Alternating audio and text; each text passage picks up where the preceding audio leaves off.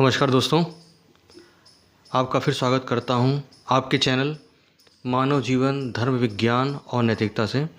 आज का जो टॉपिक है वो मेडिकल साइंस से रिलेटेड है और टॉपिक का नाम है जीन थेरेपी। अब ये जीन्स क्या होते हैं और थेरेपी क्या होती है। थेरेपी जैसा हम जानते हैं कि यदि कोई बीमार होता है तो उसके इलाज के लिए तरह तरह के मेडिकल प्रोसीजर्स डॉक्टर सजेस्ट करते हैं। जैसे अगर कोई छोटी बीमारी है जो इतनी गंभीर नहीं है तो उसके लिए नॉर्मल मेडिकेशन या इंजेक्शन के तरीके से डॉक्टर बीमारियों का इलाज करते हैं। अगर थोड़ी कॉम्प्लेक्स बीमारी होती है तो फिर सर्जिकल प्रोसीजर के लिए डॉक्टर रिकमेंड करते हैं, जहां पेशेंट को हॉस्पिटल में एडमिट होना होता है।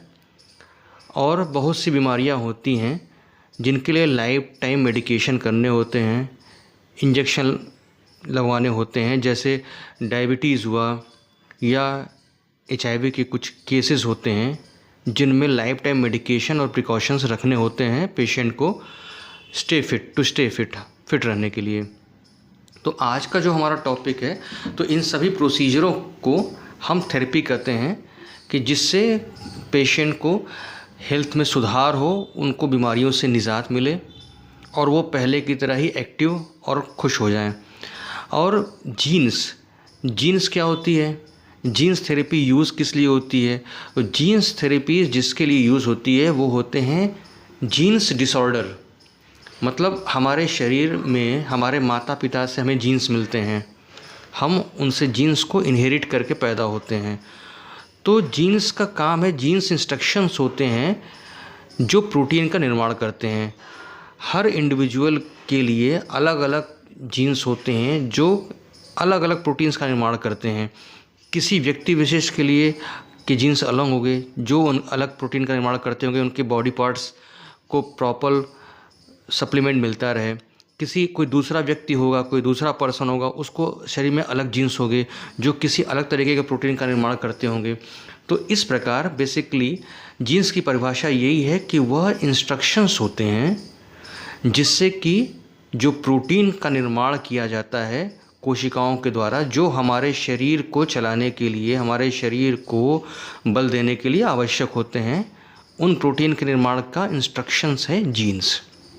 तो जब कभी जीन्स में म्यूटेशंस हो जाते हैं, अर्थात कुछ जीन्स ऐसे हो जाते हैं हमारे शरीर के कि जो पर्याप्त प्रोटीन का निर्माण नहीं करते हैं या उन प्रोटीनों की जगह कुछ और प्रोटीन का ही निर्माण करने लगते हैं जो हमारे शरीर के लिए अनावश्यक और हानिकारक हो सकते हैं।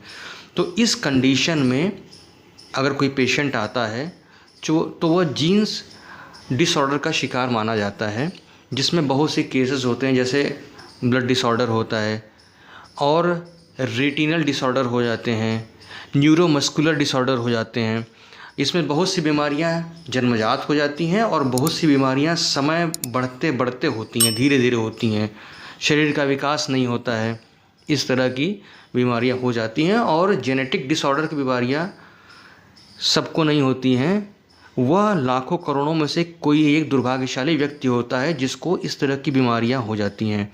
इस तरह की बीमारियों का इलाज अभी टेस्टिंग फेज़ में है। हालांकि 1980 से ही इस पे काम हो रहा है, कुछ बीमारियों का इलाज हो चुका है, लेकिन अभी भी बहुत सी बीमारियों का इलाज, इसकी एक दवाई, इसकी एक ऐसी मेडिसिन या इंजेक्शन अभी भी विकसित होना बाकी है जिससे हम ये कह सकें कि हाँ, हमने जेनेटिक डिसऑर्डर की सभी बीमारियों पर विजय प्राप्त कर ली है। अभी ऐसा नहीं है, अभी ये टेस्टिंग फेज़ में ही है। और यही नहीं, ये जो मैंने नाम बताए हैं कि ब्लड डिसऑर्डर होते हैं जो जेनेटिक, या न्यूरोमस्कुलर डिसऑर्डर होते हैं, या रेटिनल डिसऑर्डर होते हैं, इसके अलावा जो बड़ी बीमारियां हैं, वेल नोन डिजीज़ हैं all over across the world, like HIV AIDS और कैंसर, इसमें भी जीन थेरेपी का इस्तेमाल किया जा रहा है, एक्सपेरिमेंट्स किए जा रहे हैं, जिससे आने वाले भविष्य में, अपकमिंग फ्यूचर में हो सकता है कि जीन डिसऑर्डर के साथ ये दोनों बड़ी बीमारियों पर भी काबू पाया जा सके। अब ये जीन डिसऑर्डर को कैसे सॉल्व किया जाता है, जीन थेरेपी काम कैसे करती है।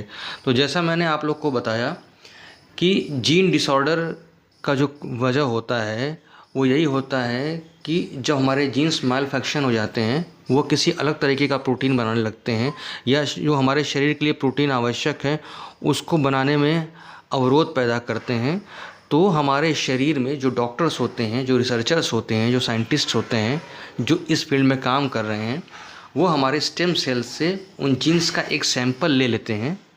फिर उस जीन सैंपल के साथ अलग अलग 3 प्रक्रियाएं होती हैं। या तो एडिशन ऑफ जीन्स होता है हमारे शरीर में, कि हम किसी नए जीन्स को, अपने जीन्स की संरचना को समझें, जो जीन्स माल फंक्शनिंग कर रही है उसके रूट कॉज में जाएं, उस तरह का जीन्स हम बाहर प्रिपेयर करें, फिर उसको हम पेशेंट के शरीर में इंजेक्ट करें। वो होता है एडिशन ऑफ जीन्स। एक होता है एडिटिंग ऑफ जीन्स। उसमें क्या होता है कि जो माल फंक्शनिंग जीन्स है उनको लेके उन्हीं को प्रभावी रूप से उस प्रकार के जीन्स में हम डेवलप कर दें जिस तरह की जीन्स की हमारे शरीर को आवश्यकता है, फिर उन्हें इंजेक्ट किया जाए हमारे शरीर में। ये होता है एडिटिंग ऑफ जीन्स। और तीसरा होता है साइलेंसिंग ऑफ जीन्स, कि अगर कुछ जीन्स ऐसे हैं जो प्रोटीन के निर्माण में बाधा बन रहे हैं अथवा किसी अलग तरीके की प्रोटीन का निर्माण कर रहे हैं, उनको न्यूट्रल कर दिया जाए। तो इस तरह से 3 विधि होती है जीन्स थेरेपी में: addition of genes, editing of genes और साइलेंसिंग ऑफ जीन्स। अब जो हमारे ब्लड से सैंपल लिए जाते हैं, उनसे जो जीन्स बनाए जाते हैं, उनको हमारे शरीर में कैसे भेजा जाता है? तो उसको हमारे शरीर में भेजने का जो तरीका है वो होता है वेक्टर के थ्रू। एक पैकेज होता है जिसे हम मेडिकल साइंस में वेक्टर बोलते हैं, VECTOR। इसमें एक वायरस होता है, उसको हम इस्तेमाल करते हैं, और यह वायरस कुछ इस तरह का होता है जो हमारे शरीर को नुकसान नहीं पहुंचाता। या दूसरे शब्दों में ये कहें कि जब यह वेक्टर जो एडिटेड और न्यू जीन्स को हमारे शरीर में जब वो भेजता है, सेल्स में वो भेजता है उस जीन्स को, तो हमारे शरीर की जो इम्यून सिस्टम होता है उसे ऐसा नहीं लगता कि ये है तो वायरस ही, किंतु ऐसा है कि इससे हमारी जो इम्यून सिस्टम होती है वो एक्टिवेट नहीं होती है। उसे कुछ ऐसा नहीं लगता है कि अपने इम्यून सिस्टम को कुछ एक्टिवेट किया जाए। इसलिए इस तरह का वायरस जो है हमारे साइंटिस्ट ने खोजा है कि जिसके पैकेज में रख के हम जो मॉडिफाइड या न्यू जीन्स है उसको हम शरीर में भेजते हैं। फिर जब हम सेल में उस जीन्स को डाल देते हैं तो वो सेल रिप्लिकेट होने लगती है, अपने आप को बढ़ाने लगती है, जिससे कि वो उस सेल पे ओवरकम कर लेती है उन नंबर ऑफ सेल्स पे जो माल फंक्शनिंग कर रहे होते हैं, जो प्रॉपरली वर्क नहीं कर रहे होते हैं, और जो किसी अलग तरीके का फ्लूइड, अलग तरह का प्रोटीन का निर्माण कर रहे होते हैं। जिससे होता क्या है कि हमारे शरीर में फिर उस तरह के सेल्स बढ़ जाते हैं जो ऐसे प्रोटीन का निर्माण करते हैं जो हमारे शरीर की कार्य रचना, हमारे शरीर को बल दे सके, हमारे शरीर के सभी ऑर्गन प्रॉपरली काम कर सकें। तो ये हो गई जीन्स थेरेपी। अब इसमें एक एडवांटेज तो ये है कि ये जो जीन थेरेपी है ये मुख्यतः पूरे जीवन काल में ज़्यादातर केसों में एक बार में ही ये कार्य कर डालती है, अर्थात फिर इसमें जीवन में कभी दूसरी बार जीन थेरेपी कराने की आवश्यकता नहीं होती है। और यह रूट पे अटैक करती है कि रूट कॉज क्या है। इसीलिए पहले जीन्स जो पहले निकाले जाते हैं उनके प्रोसीजर को समझा जाता है कि इनसे इस तरह का प्रोटीन बन रहा है, और फिर उसको ऐड या एडिट किया जाता है। तो बेसिकली रूट कॉज पे ही काम किया जाता है। इस पे डॉक्टर्स रूट कॉज पे काम करके उसको एलिमिनेट करते हैं, जिससे हमारा शरीर लंबे समय तक निरोगी होता है और उस जेनेटिक डिसऑर्डर से मुक्ति प्राप्त कर लेता है। लेकिन इसके कुछ डिसएडवांटेजेस भी हैं। डिसएडवांटेजेस ये हैं कि यह अभी भी पूरी तरीके से टेस्टिंग फेज़ में है। अभी ये पूर्ण रूप से कोई मेडिकेशन इसका नहीं हुआ है, वैक्सीनेशन अभी डेवलप नहीं हुआ है जो सब तरह के जेनेटिक डिसऑर्डर को पूरी तरीके से समाप्त कर सके। और दूसरी चीज़ यह है कि यह अभी चूँकि टेस्टिंग फेज़ में है या कहीं कहीं इसका इस्तेमाल किया जा रहा है, तो इसके इक्विपमेंट कॉस्टली भी हैं और अनअवेलेबल भी हैं, जो हर जगह, हर देश के हर हॉस्पिटल में इजीली अवेलेबल नहीं है। तो ये हो गई gene editing, gene adding, gene silencing. In short बोला जाए तो जो जीन थेरेपी है उसके बारे में जो बताना था आज मैंने संक्षेप में बोला। अगर आपको ये चैनल अच्छा लगता है और आपको ऐसा लगता है कि आप जो समय दे रहे हैं इस चैनल को देखने में वह आपका समय आपके ज्ञान को बढ़ा रहा है, तो कृपया हमारे चैनल से जुड़े रहें।